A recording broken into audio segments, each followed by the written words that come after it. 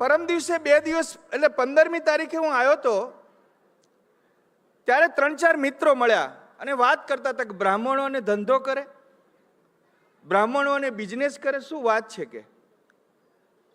ઘણા એવું કહેતા હતા, ડૉક્ટર વિક્રમભાઈ ઉપાધ્યાય હોય, આપણા કમલેશભાઈ રાજગોર, ડૉક્ટર રાવલ, આવા ઘણા લોકો હતા.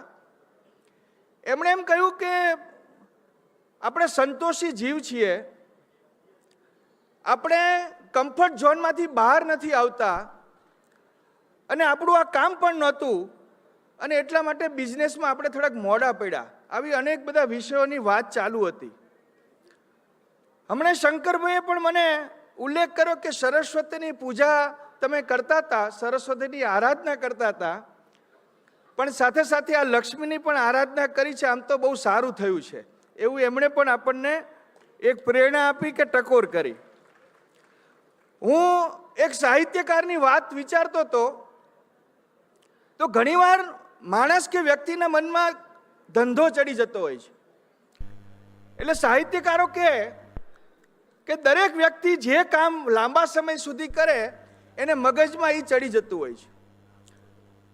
સોમનાથ મહાદેવના દર્શન કરવા માટે શિક્ષિકાઓ ગઈ, શિક્ષકો ગયા અને ત્યાં જ્યારે ઘંટ વગાડ્યો ત્યારે દરેક શિક્ષિકાઓ છૂટી કરીને આજુબાજુમાં ભાગવા માંડ્યા. ભાઈ હવે છૂટી પડી ગઈ.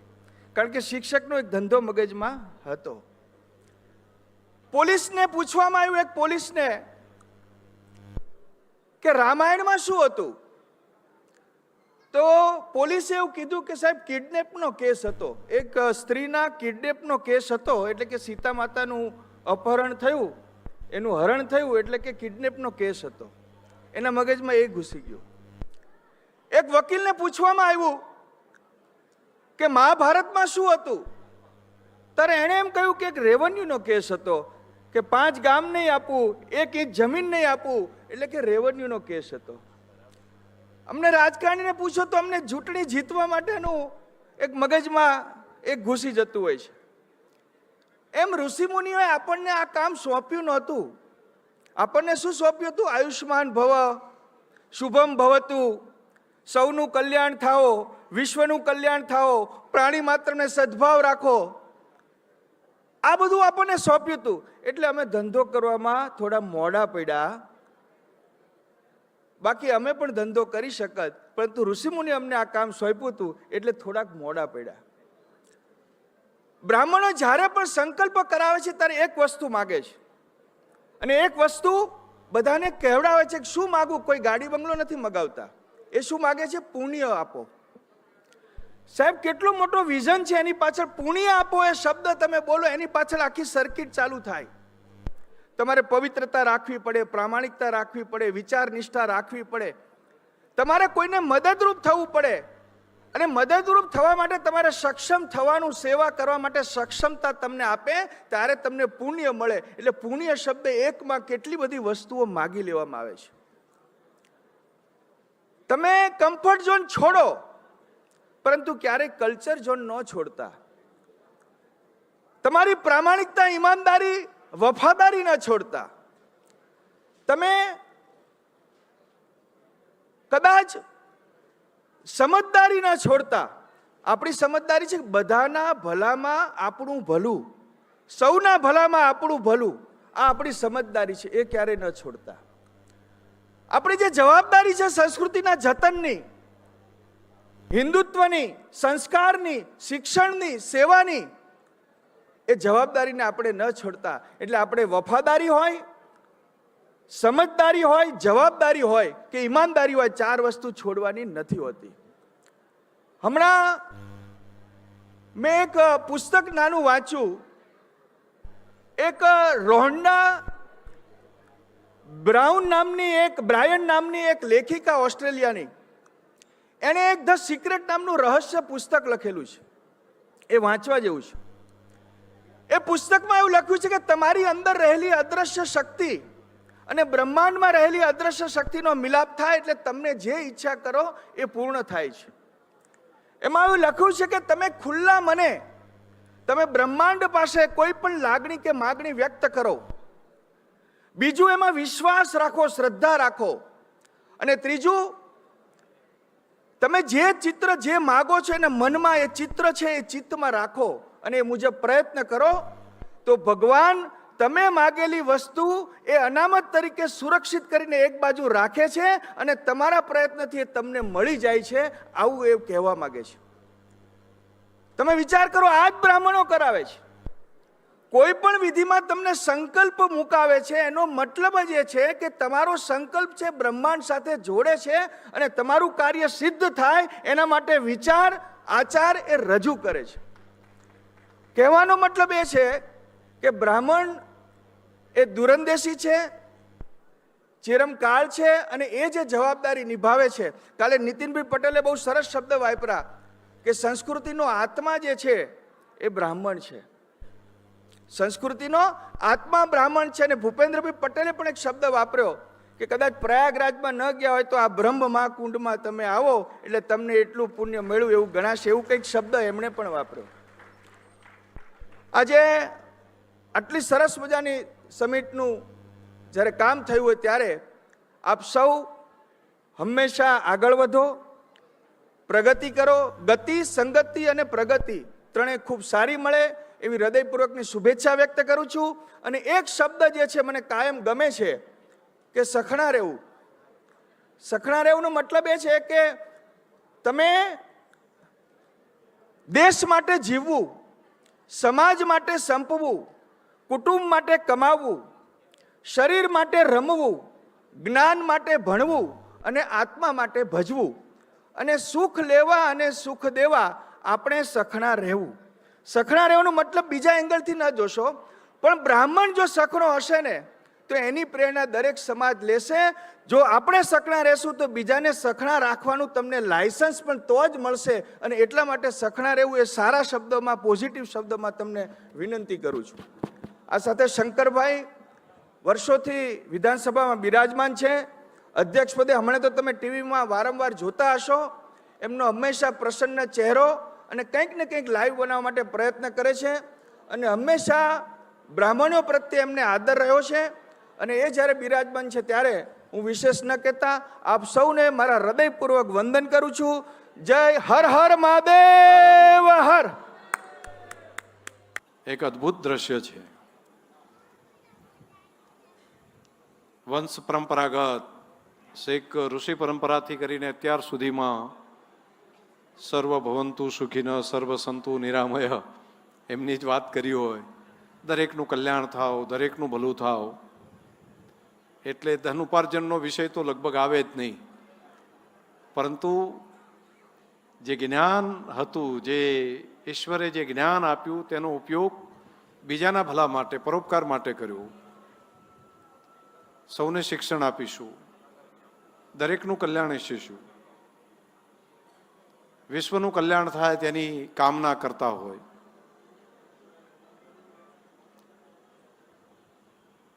તેમાંથી બિઝનેસની દિશા તરફ આગળ વધવું. ભરતભાઈને અમે ચર્ચા કરતા હતા, ભરતભાઈએ ઉદાહરણ પણ આપ્યું, બિલકુલ સાચી વાત છે. મેં કહ્યું કે આ જ્ઞાન, આટલું બધું જ્ઞાન જે વિશ્વની સૌથી બુદ્ધિશાળી સમાજ કહેવાય, એમાં આપણો બ્રાહ્મણ સમાજ આવે અને એમણે ધન ઉપાર્જનની પાછળ પોતાનું જીવન ન મૂક્યું.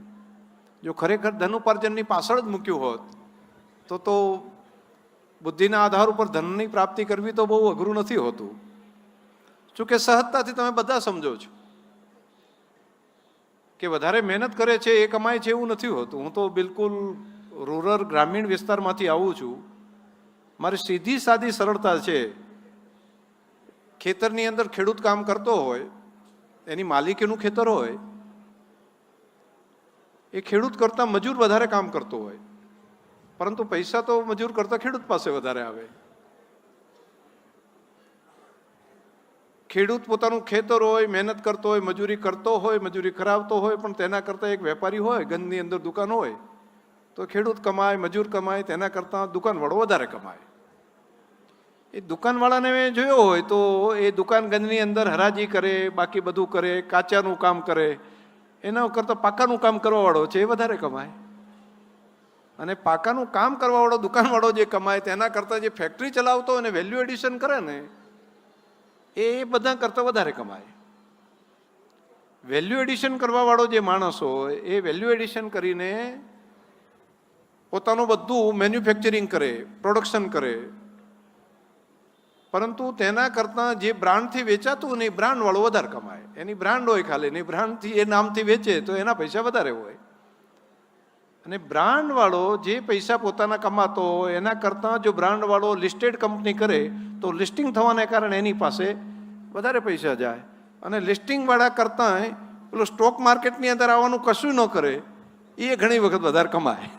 તો આ આખું આમ પૈસામાં તો મને આમ જે આખી દુનિયા જોઈ ભરતભાઈ, તો આમાં કંઈ મહેનતને આ બધો પાર્ટ ક્યાં આવ્યો? અને આ બધું હોવ્યા છતાં પણ અમારે એક બાબુલાલ છે, બાબુલાલ જમનાદાસ, એટલે ભાગ્યવાળો હોય સૌથી વધારે કમાય. તો છેલ્લે આમ ફરતા ફરતા ક્યાંથી ક્યાં જાય તો કંઈ ખબર પડતી નથી. પુરુષાર્થ તો કરવો પડે. શ્રીમદ ભગવદ્ ગીતામાં યોગેશ્વર શ્રી કૃષ્ણએ પણ કહ્યું છે કે ભલે ફળની આશા ના રાખો, પરંતુ કર્મ કરવાનું તો કહ્યું છે. તે કર્મ તો જે તે પકડવું જ પડે.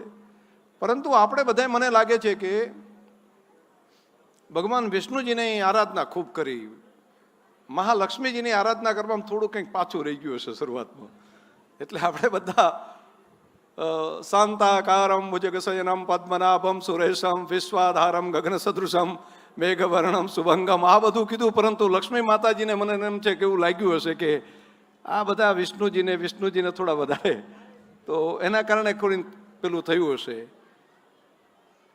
પરંતુ લક્ષ્મી માતાની આરાધના કરવાથી, એ ધંધો પકડવાથી આપણે એમાંથી પાછા ન પડી શકીએ. કેમ કે આપણે તો વિષ્ણુ ભગવાનથી બિલકુલ નજીક છીએ. તો આરાધના જો સાથે સાથે લક્ષ્મીજીને કરીએ તો પણ ખૂબ સરસ થઈ જાય. પણ મનમાં વિચાર દરેકના કલ્યાણ માટેનો વિચાર આપણે કર્યો હતો. બીજી ઘણી વખત અમારે બેઠા બેઠા બધા મિત્રો અમને ત્યાં વાત કહેતા હોય કે બહુ જમવાનો ટાઈમ થઈ ગયો ને ત્યારે બહુ ભૂદેવોને ભૂખ્યા ન રાખવા, એમ બધા મજાકમાં કરે. એટલે અમુક વખત તો અમે બેઠા બેઠા દૂરથી ત્યાંથી ભોજન જમવાનું છે ને વિધાનસભામાં, ત્યારે હું કહી દઉં ચલો હવે અહમ વૈશ્વા નરો ભૂતવા પ્રાણીના દેહ આશ્રિતા, અહીંથી આપણે ચાલુ કરી દઈએ. એટલે ત્યાં જઈને આપણે શ્લોક પણ બોલવો ના પડે. પરંતુ પોતાનું શરીરની સાથે સાથે મન, આત્મા, બુદ્ધિ, ચિત્ત આ બધાની કલ્પના બીજા લોકોએ નથી કરી. ચોક્કસ ધન કમાવો, પૈસા કમાવો, ધંધા કરવા જોઈએ, બિઝનેસ કરવો જોઈએ. એ ફિલ્ડની અંદર બ્રાહ્મણ સૌથી શ્રેષ્ઠ જગ્યા સુધી પહોંચશે. પરંતુ માત્ર ભૌતિકતાનો વિચાર કરીને હેપીનેસ પોતાની ખોઈ નાખે એ દુનિયા કરી રહી છે. ધન ખૂબ કમાય, આટલો થપ્પો થયો, આટલો કરીએ અને પછી શું? તો 50-60 વર્ષ સુધી પૈસા કમાવાના અને પછી શું કરવાનું? પછી 5 લાખ રૂપિયા કિડની રિપેરિંગ કરવા માટે, 10 લાખ રૂપિયા હાર્ટ રિપેરિંગ કરવા માટે, પછી ડાયાબિટીસ માટેનું ઠીક મેન્ટેનન્સ કરવા માટે, એના માટે કરીને એક બજેટ બનાવવાનું. આમ કરતાં કરતાં પહેલાં 50 વર્ષ સુધી પૈસા ભેગા કરવાના, પૈસા માટે એથિક્સ, મન, બુદ્ધિ, કર્મ, શરીર બધું ખોઈ નાખવાનું, ખર્ચી નાખવાનું, અને પાછળના ભાગની અંદર પછી પૈસા ખર્ચી નાખવાના શરીર માટે.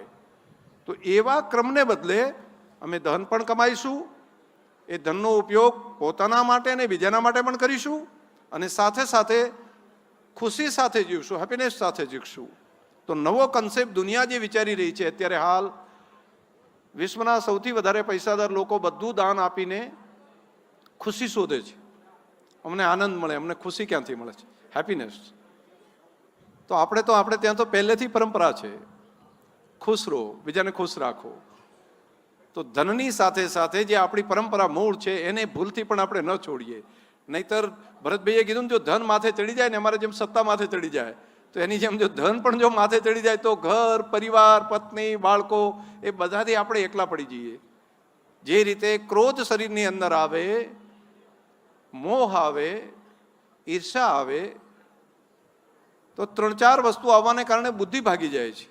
એ જ પ્રમાણે ધન જો આપણા શરીર ઉપર ચડી જાય, આપણા મન ઉપર ચડી જાય, તો બાકીની ખુશીઓ છે ઘણી વખત દૂર ભાગી જાય છે. તો ધન કમાતાની સાથે સાથે આ કામ પણ મને લાગે છે કે કરવા જેવું છે. હવે વિશ્વની બુદ્ધિશાળી સમાજ જે હોય, હવે એમની પાસે હું કંઈ નવી વાત આપું એવું ના હોય, પરંતુ આપણી ઋષિ પરંપરાઓએ જે વાતો કરી હતી એને પુનઃસ્મરણ તરીકે આપ સૌની વચ્ચે મૂકવા માટેનો પ્રયત્ન કર્યો. ધનનો કામ હવે ટેકનોલોજી લેશે અને બીજું માર્કેટિંગ પણ લેશે. R&D જેટલું વધારે કરશો કોઈ પણ કામની અંદર રૂટીન કરતાં એક કદમ આગળ એ આગળ વધી શકશે. તો કામ જે પણ કરતા હોય એને બેસ્ટ બીજા બધા દોડે છે, પરંતુ જીતે છે એ લોકો જે એક કદમ આગળ વધે છે. શેક રેખા સુધી પહોંચતા એક કદમ જે આગળ મૂકી દે છે એ જીતે છે. બિઝનેસમાં પણ લગભગ આવું થઈ ગયું છે. સૌથી શ્રેષ્ઠતા થવા માટે બાકીના પુરુષાર્થ ઓછો કરે છે તેવું નહીં, પરંતુ તેના કરતાં બે વિચાર છે એના કરતાં એક કદમ આપણે આગળ વિચારીએ તો ધન પ્રાપ્તિ તો સૌથી વધારે થઈ શકે. બાકી તો મેં કહ્યું તો એ જ પ્રમાણેની આખી સિસ્ટમ છે. વધારે મહેનત કરે છે એ જ મેળવે છે એવું નથી, પરંતુ બુદ્ધિનો ઉપયોગ સૌથી વધારે કરે છે, પૈસા કમાય છે. અને ભગવાને બુદ્ધિ જ્યારે સૌથી વધારે આપ્યું હોય તો મને લાગે છે કે એનો ઉપયોગ ધન માટે જેટલો કરશો એટલું વધારે તમે સારું કામ કરી શકશો. આપ સૌએ મને પોતીકો ગણીને આ કાર્યક્રમમાં મને બોલાવ્યો. સૌનો હૃદયથી ખૂબ ખૂબ આભાર માનું છું. અને આટલા બધા વડીલોના દર્શન કરવા માટેનો જે મને લાભ મળ્યો એ માટે પણ સૌના ચરણોમાં વંદન. ખૂબ ખૂબ આભાર. ધન્યવાદ. દ્વિધા હતી, કારણ કે જેમના પાસેથી અમારે સાંભળવાનું હોય એમની સામે અમારે શું બોલવું એની દ્વિધા છે. એવું કહેવાય છે કે બુદ્ધિમાન લોકોની સભામાં મૌન રહેવું જોઈએ. એક પ્રાર્થના પણ એવી છે કે હે ઈશ્વર, ભલે તે વાક ચાતુર્ય આપ્યું, પરંતુ મને વખતસરનું મૌન આપજે. વિચાર કર્યો હતો, પણ જગતભાઈ શુક્લ આવીને કહી ગયા કે ના, બોલજો ને વધારે બોલજો. કોશિશ રહેશે કે થોડી જે દિલની વાતો છે માત્ર આપની સાથે શેર કરું. જે સમાજમાંથી હું આવું છું અને જે સમાજમાંથી બ્રહ્મ સમાજ છે, આપણા બંને સમાજો ઉપર માં સરસ્વતીની અને માં ભવાનીની તો બહુ મહેર રહી છે, પણ લક્ષ્મી માતાજી ક્યાંક આપણાથી મોટા ભાગે દૂર જતા હોય છે અને રહેતા હોય છે. એવું છે.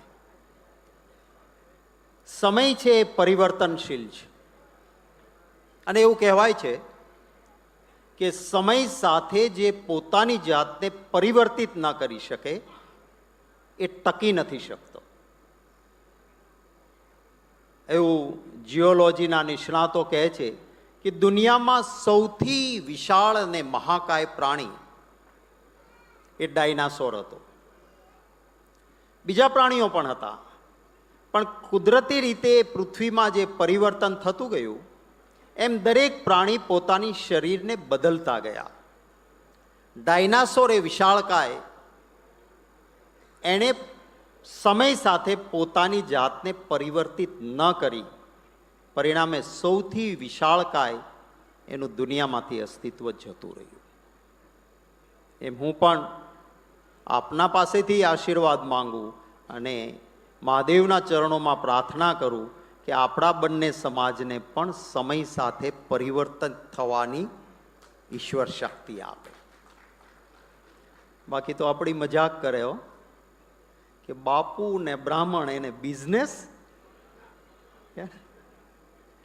અમારે એક ભાઈ હસતા હસતા કહેતા હતા કે આ વખતે બાપુના દીકરા 1.5 લાખ કમાણા. એટલે કોઈએ પૂછ્યું કે શું બિઝનેસ કર્યો? તો કે ના, દર વખતે બિઝનેસ કરતા ને 1.5 લાખનું નુકસાન કરતા. આ વર્ષે કાંઈ ન કર્યું, બગાડ્યા નહીં તો વધ્યા. ખૂબ ગંભીરતાથી આપ લાંબા સમયથી બેઠા છો એટલે ગંભીર વાત નહીં, પણ હળવાશથી વાતથી શરૂઆત કરી. અમે તો ઋણી છીએ. એ પરશુરામ ભગવાન હતા કે જ્યારે ક્ષત્રિયો અવળા રસ્તે ગયા ત્યારે ભગવાન પરશુરામે ક્ષત્રિયોની સામે યુદ્ધ કરીને પૃથ્વીને નક્ષત્રિય કરી દીધી. અને પછી એ જ ભગવાન પરશુરામ હતા, એમણે કહ્યું કે જે અવળા રસ્તે ગયા હતા એનો વિનાશ કર્યો, પણ ક્ષત્રિય વગરની સૃષ્ટિ ન શોભે, હવન કરીને સારા ક્ષત્રિયોને પેદા કરીને સમાજમાં ભગવાન પરશુરામે આવ્યા. આ ઇતિહાસ છે. અને એટલે આપને કહું છું, ભગવાન પરશુરામજીના વારસદારો છો એટલે અમે ક્યાંય ભૂલ કરતા હોઈએ ને તો બાવડું પકડીને કહેજો, પણ પાછા સારા રસ્તે લઈ જવાનો રસ્તો પણ આપ જ બતાવતા રહેજો, એવી પણ આપને વિનંતી કરું છું. ઇતિહાસને ક્યારેક વિચિત્ર રીતે રજૂ કરીને સમગ્ર સમાજને બદનામ કરવાની પણ કોશિશ થતી હોય છે. કેટલાક લોકો એવું કહે છે ગુરુ દ્રોણ એ બ્રહ્મ સમાજ એ ગોત્ર હતું, ભૂદેવ હતા, અને ઇતિહાસને ખોટી રીતે રજૂ કરીને કહે છે કે આ એકલવ્યનો અંગૂઠો લઈ લેનારા હતા. સત્ય ઇતિહાસ તો એ છે કે ગુરુ દ્રોણે જોયું કે એક આદિવાસીના દીકરામાં ટેલેન્ટ છે. એ સમયની પરિસ્થિતિ એવી હતી કે કૌરવોના રાજકુંવરો સાથે જો એકલવ્યને શિક્ષણ આપે તો કૌરવોના દીકરાઓ સહન ના કરે. એટલે ગુરુ દ્રોણે કહ્યું કે સવારમાં હું સૂર્ય નમસ્કાર અને સ્નાન કરવા નદીએ જાઉં છું ત્યારે એકલો હોઉં છું, અને એકલવ્યને કહ્યું કે તું ત્યાં આવજે, હું તને શિક્ષણ આપીશ. અને એકલવ્યને ગુરુ દ્રોણ શિક્ષણ આપતા અને પછી એ ગારાની મૂર્તિ સામે એ એકલવ્ય પ્રેક્ટિસ કરતો. સમય એક એવો આવ્યો કે ભસતા કૂતરાનું મોઢું ગુરુ દ્રોણ પાસેથી મેળવેલી વિદ્યાના આધારે બાણથી એ સીવી લે છે એકલવ્ય, અને લોહીનું ટીપું પણ ના પડે કૂતરાના મોઢામાંથી, એ રીતે બાણ વિદ્યા બતાવે છે. અને એ બાણ વિદ્યા એ કૌરવોના દીકરાઓ જોવે છે, અને ગુરુ દ્રોણને લાગે છે મારી હાજરીમાં કંઈ નહીં કરે, પણ કૌરવોના દીકરાઓને લાગશે કે આદિવાસી પાસે આટલી વિદ્યા છે, આનો વધ કરશે, અને એટલે મારા માથે કલંક લાગે તો ભલે લાગે. માત્ર ગુરુ દ્રોણ એ જાણતા હતા કે એકલવ્ય બાણ ચલાવતો હતો એનો અંગૂઠો નહોતો વાપરતો. એકલવ્ય બે આંગળીના વચ્ચે તીર પકડીને બાણ વિદ્યાનો જાણકાર હતો, એટલે એકલવ્યનો અંગૂઠો લઈ લીધો, જેથી કૌરવોના દીકરાઓને એમ થાય કે હવે આના પાસે વિદ્યા જ રહી નથી, આને મારવાની જરૂર નથી.